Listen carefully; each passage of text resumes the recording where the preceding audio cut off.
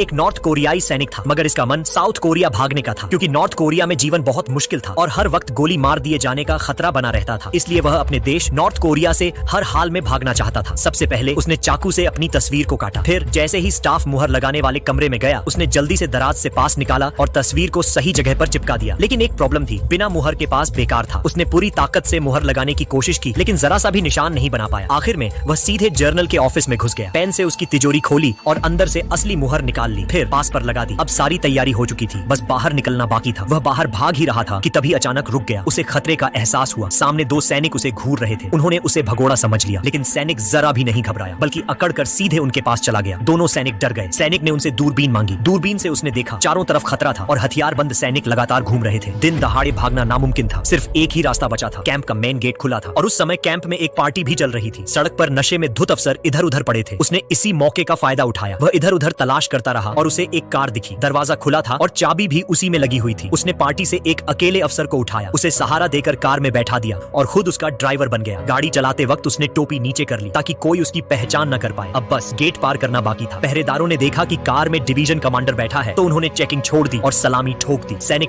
ने गाड़ी तेजी से भगाई और कैंप से बाहर निकल गया। उसका दिल अब जोर जोर से धड़क रहा था। कुछ दूर जाकर उसने अफसर को खेतों में फेंक दिया और तेजी से साउथ कोरिया की ओर भाग गया। अगर आपको इस वीडियो का पार्ट 2 चाहिए तो